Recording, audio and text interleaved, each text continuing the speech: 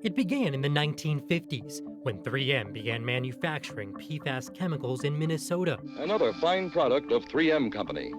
The chemicals, which are now known to be toxic, were used by 3M to make blockbuster products like Scotchgard, which were then sold around the world. By the 1960s, 3M began dumping chemical waste at multiple sites across the Twin Cities East Metro. In the early 60s, that was a common way of disposal. But in 1975, two independent scientists alerted 3M they found PFAS chemicals in human blood far away from its chemical plants, and they suspected 3M was the source. More than 20 years later, 3M issued this product safety memo, warning that the chemicals can cause cancer. But the warning label was removed that same year.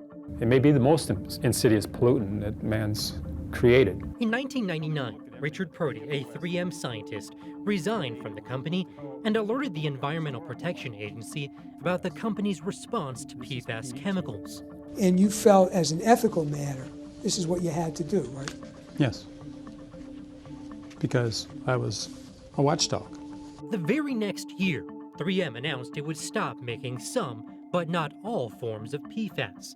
But the contamination continued to spread in the East Metro, and by 2004, high levels of PFAS chemicals were detected in the water supply in the city of Oakdale.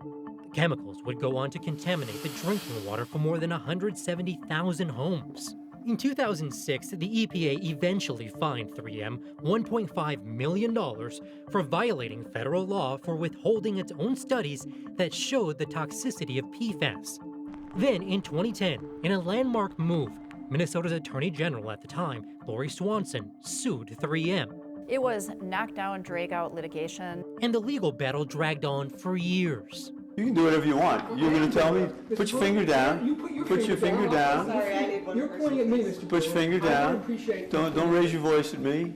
In 2018, 3M agreed to settle the lawsuit and pay nearly $900 million for the cleanup and treatment of water across impacted communities.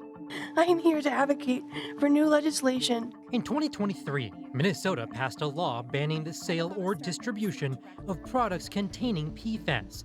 The law is named after Amara Strandy, who testified for its passage before she died from cancer. I've seen neighbors and friends who have also been affected by these toxic chemicals, and it's time for action. Today, thousands of people are still impacted by the contamination, and it's costing millions to clean up the water supply in communities throughout the East Metro.